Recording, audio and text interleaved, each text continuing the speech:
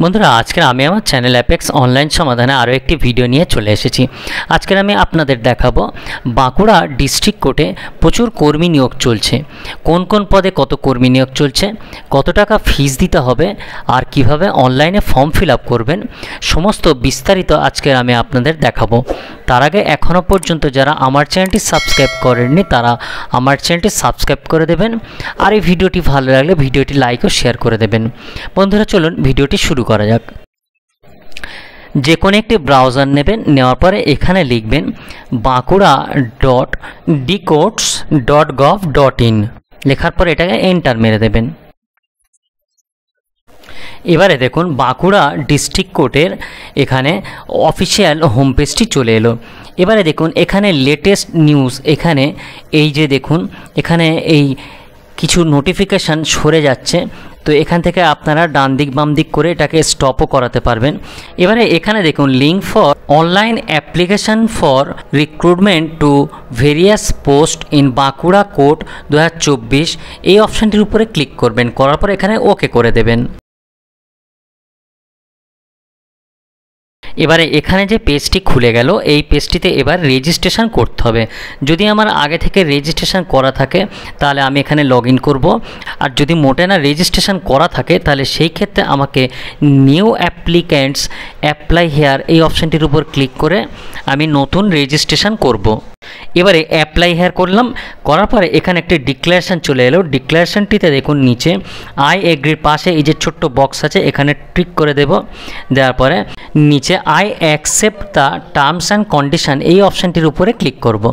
করার পরে এবারে এখানে ফর্ম ফিল আপ করার জন্য পেজ চলে এলো। এবার আমি ফর্মটা ফিল আপ করব। এখানে দেখুন যে যে পদে আপনি ফিল আপ করতে চান সমস্ত পদ এখানে দেওয়া আছে। পদগুলি একবার দেখে নেবেন, নেওয়ার পরে আপনারা যার যেটা ইচ্ছা সে সেটাই ফিল আপ করবে। তো আমি এখানে গ্রুপ ডি এই অপশানটিতে ক্লিক করে ফর্ম ফিল আপের পদ্ধতিটি দেখিয়ে দিচ্ছি। গ্রুপ ডি অপশানটিতে ক্লিক করলাম, করার পরে এখানে এবারে ডোমিসাইলটি সিলেক্ট করে নেব। এখানে ওয়েস্ট বেঙ্গল চলে এলো। এবারে ডান দিকে চলে আসব, এসে ক্যাটাগরিটি এখানে দিয়ে দেব। ক্যাটাগরি এখানে অনেক আছে, এসসি এসটি ইউআর আছে, যে যেটা দিতে চান দেবেন। আমি এখানে ইউআর দিয়ে দিলাম, দিয়ে ফিল আপ করে দেখিয়ে দিচ্ছি। এবারে নাম লিখতে হবে। এই দেখুন বাম দিকে ফুল নেম আছে, ডান দিকে দেখুন বড় ঘরটিতে নিজের নামটি এখানে লিখে দেবেন। এরপরে দেখুন নিচে name of the father, mother, husband আছে, আপনি যেটা সিলেক্ট করতে চান। আমি এখানে ফাদার সিলেক্ট করে নিলাম। নেওয়ার পরে এবারে ফাদার নেমটি এই বড় ঘরে সম্পূর্ণ লিখে দেব। এরপরে date of birth, date of বার্থটা আপনার যে ডেট অফ বার্থ আপনি সেটা সিলেক্ট করে নেবেন। অটোমেটিক এজ চলে আসবে, 1/1/2024 পর্যন্ত বয়সটি এখানে আসবে। এরপরে মেল ফিমেল যেটা হবে সেটা দিয়ে দেবেন।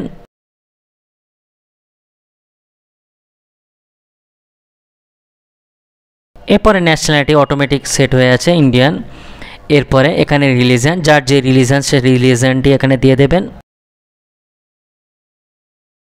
এরপরে পার্মানেন্ট অ্যাড্রেসটি এখানে দেবেন। সম্পূর্ণ অ্যাড্রেসটি লিখবেন। এরপর স্টেটটি সিলেক্ট করবেন আবার।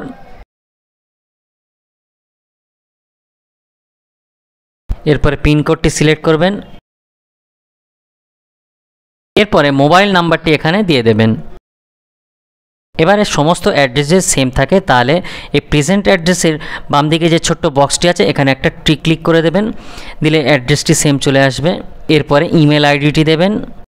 এরপরে এডুকেশন কোয়ালিফিকেশান যে যেটা আছে তার সেটাই দিয়ে দেবেন, হায়ার যেটা আছে সেটাও দিয়ে দিতে পারেন। এবার একের পর এক যদি আপনি কোয়ালিফিকেশান সিলেক্ট করেন তাহলে নিচে দেখুন যে যে কোয়ালিফিকেশান সিলেক্ট করবেন সেই কোয়ালিফিকেশানের ডিটেলস এন্ট্রি করার জন্য ঘর চলে আসবে। তো আমি এখানে শুধু মাধ্যমিকটি সিলেক্ট করলাম, তাই আমার একটি ঘর এলো। মাধ্যমিকের এবারে ডিটেলসটি এখানে দেব।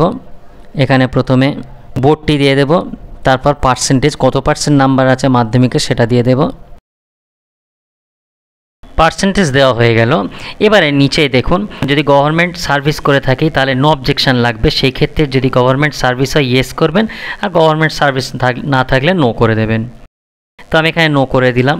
এরপরে আদার কোয়ালিফিকেশান ইফ এনি, যদি অন্য কোনো কোয়ালিফিকেশান থাকে তাহলে সেটা এখানে এন্ট্রি করে দেবেন।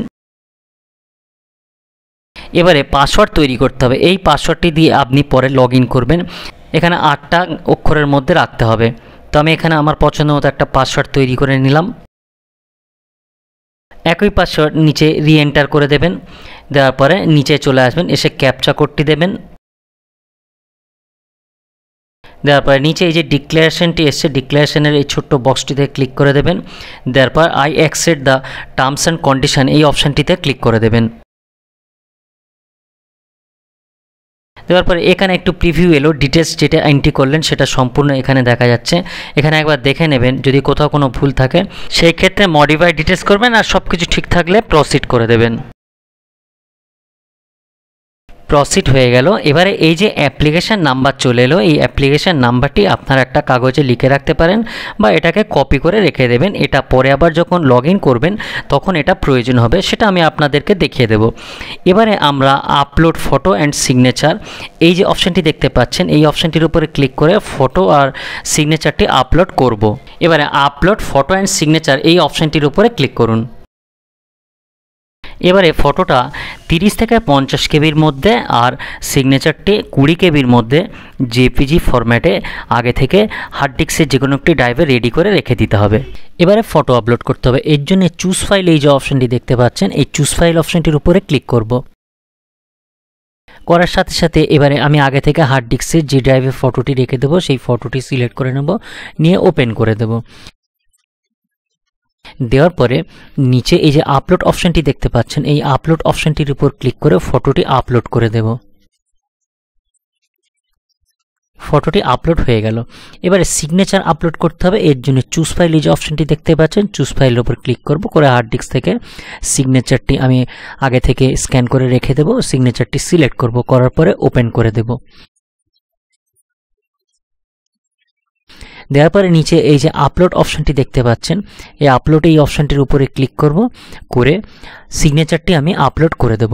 ফটো এবং সিগনেচার আপলোড হয়ে গেল। এবারে গো ব্যাক টু মেনু এই যে অপশানটি দেখতে পাচ্ছেন, এই অপশানটির উপরে ক্লিক করব, করার পরে আবার আমি মেনুতে চলে এলাম।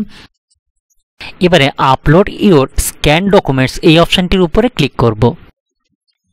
এবারে এখানে প্রথমে এজ প্রুফ আপলোড করতে হবে। এর জন্য চুজ ফাইল করব। চুজ ফাইল করার পরে এখানে আমি আগে থেকে এজ প্রুফ হিসাবে এখানে মাধ্যমিকের অ্যাডমিটটি আগে থেকে স্ক্যান করে রাখবো বা বার্থ সার্টিফিকেটটি স্ক্যান করে রাখবো। রাখার পরে এটাকে সিলেক্ট করে ওপেন করে দেব। দেওয়ার পরে এখানে আপলোড এই যে অপশানটি দেখতে পাচ্ছেন, আপলোড করে দেব।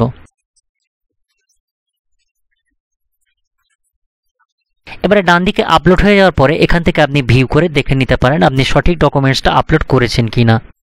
এবারে কোয়ালিফাইং এডুকেশনাল এক্সাম প্রুফ হিসাবে যে ডকুমেন্টসটা আপলোড করতে চাই সেটার জন্য চুজ ফাইল করতে হবে।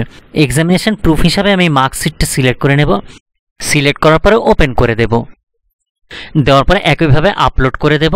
দেওয়ার পরে একইভাবে এইভাবে আপনারা ভিউ করে বড় করে দেখে নিতে পারবেন ডকুমেন্টটা। এবারে গো ব্যাক টু মেনুতে চলে যাব। এবারে অ্যাপ্লিকেশান ফিস পেমেন্ট এই অপশানটিতে ক্লিক করবেন, করে অ্যাপ্লিকেশানের ফিসটি আছে ওটা পেমেন্ট করতে হবে। এরপরে আই এগ্রিতে এখানে ক্লিক করে দেবেন। দেওয়ার পরে I accept to terms and condition এই অপশানটিতে ক্লিক করবেন। করার পরে এবারে এখানে একটি ফর্ম এসছে, এই ফর্মটি ফিল আপ করবেন। এটা এসবিআই কালেক্টের ফর্ম, এটা সম্পূর্ণ ফর্মটি ফিল আপ করবেন। এখানে অনেকগুলি পদের অপশান আছে, যে যে রিক্রুটমেন্টের পদগুলি আছে সেগুলো আছে। আমি এখানে গ্রুপ ডি সিলেক্ট করলাম। করার পরে এখানে অ্যাপ্লিকেশান নাম্বারটি এর আগের পেজে ছিল, নাম্বারটি কিন্তু আপনি নিয়ে রাখবেন বা একটা খাতায় লিখে রাখবেন। এর আগেই বলেছিলাম, সেই নাম্বারটি এখানে এন্ট্রি করে দেবেন। দেওয়ার পরে এবারে ডেট অফ বার্থটি দেবেন। এবারে নেম অফ অ্যাপ্লিক্যান্টের নামটি এখানে লিখবেন। এবারে মোবাইল নাম্বারটি দেবেন।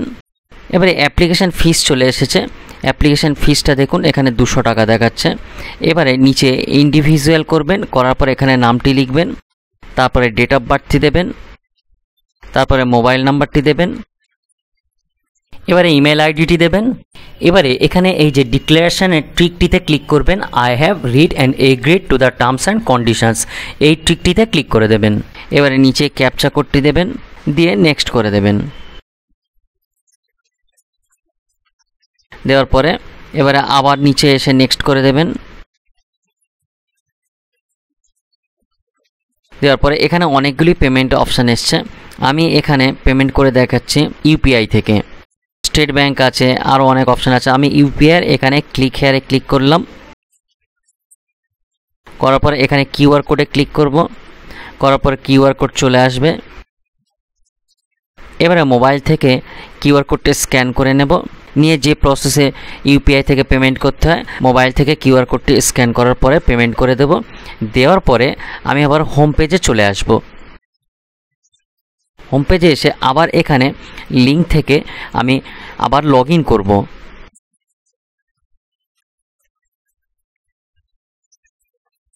এখানে অ্যাপ্লিকেশন নাম্বার দেব। দেওয়ার পরে যে পাসওয়ার্ডটি পেয়েছিলাম সেই পাসওয়ার্ডটি নিচে দিয়ে দেব। এবারে ক্যাপচা কোডটি দিয়ে দেব, দিয়ে নিচে লগ ইন করে দেব। লগ ইন হেয়ারে ক্লিক করব। করলে আমার এখানে ফর্মটি লগ ইন হয়ে গেল। এবারে দেখুন আমার পেমেন্ট হয়ে গেছে, কিন্তু তাও এখানে কিন্তু পেমেন্ট এখনও হয়নি দেখাচ্ছে, কারণ মিনিমাম কিন্তু 72 ঘন্টা টাইম লাগবে। এখানে দেখুন 72 ঘন্টা পরিষ্কার লেখা আছে। 72 ঘন্টা পরে কিন্তু আপডেট হবে। পেমেন্ট কমপ্লিট হয়ে যাওয়ার পরে এখানে এই যে ফিল্ড ইন ফর্ম এই যে অপশানটি দেখতে পাচ্ছেন, এই অপশানটিতে ক্লিক করলে তবেই আমার ফর্মটি আসবে। তবে এখন আপনি পাবেন না, 72 ঘন্টা পরে অটোমেটিক এই অপশানটিতে ক্লিক করলে আপনি যে ফর্মটি ফিল আপ করলেন সম্পূর্ণ ফর্মটি তখন পেয়ে যাবেন। সেই ফর্মটি তখন আপনারা এক কপি প্রিন্ট করে রেখে দেবেন। তাহলে বন্ধুরা এইভাবে আপনারা বাঁকুড়া ডিস্ট্রিক্ট কোর্টের ফর্ম ফিল আপ করতে পারবেন। বন্ধুরা আজকে এই পর্যন্ত, পরের ভিডিওতে আবার দেখা হবে।